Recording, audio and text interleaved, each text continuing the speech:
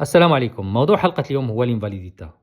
اشنا هي الانفاليديتا وكيفاش ممكن نحصلوا عليها واشنا هما الامتيازات ديالها؟ هادشي هو اللي نطرقوا له اليوم ان شاء الله. فما تنساوش تبارطاجيو الفيديو مع الناس اللي ممكن يهمها الموضوع وديروا لايك وتقيدوا في القناة على بركة الله.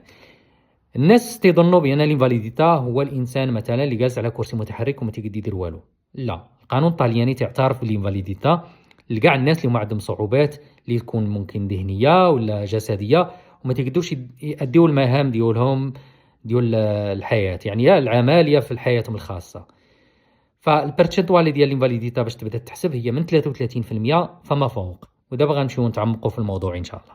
دابا غنمشيو نشوفوا شكون الناس اللي من حقها دير دوماندا دي انفاليديتا.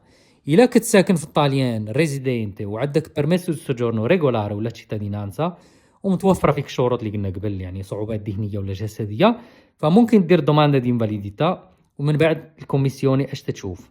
الا كان عندك بين 18 و 67 عام تتشوف القدره ديالك على العمل، يعني واش قاد تخدم وشحال هي القدره ديالك على العمل، وعلى هذا تصنفوك ويعطوك البرتشنتوال بين 33% فما فوق. تقدر توصل حتى ل 100% وحتى لينابيليتا لافورو، يعني ما تخدمش كاع وتخلص.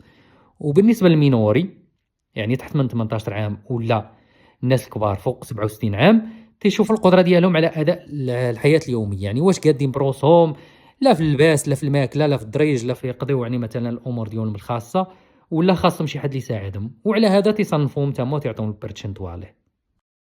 ثلاثه المراحل ضروري دوز منها الا بغيت تشد الانفاليديتا. اول حاجه خصك تي عند الطبيب ديالك ولا عند البيدياتر الا كان دري صغير اللي تعمر واحد الشهاده طبيه الكترونيه وتعطيك واحد الرقم. هذاك الرقم خاصك دير عند الباترونات اللي تيساعدوك باش دير الدوماندا في السيتو ديال ليمس.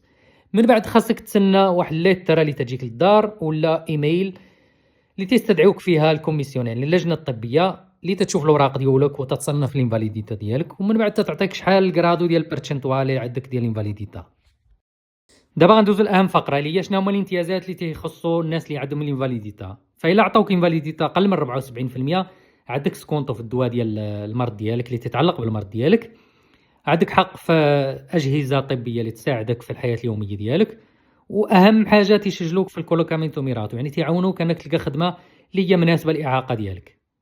ولا عطوك انفاليديتا اكثر من 74% فتستافد من خلصه شهريه الا كان عندك الريديتو باسو. بالنسبه للناس اللي تصنفوا كانفاليدي 100% يعني عطاهم انفاليديتا 100% تيستافدوا من خلصه شهريه ديال بنسيون دي نابيليتا.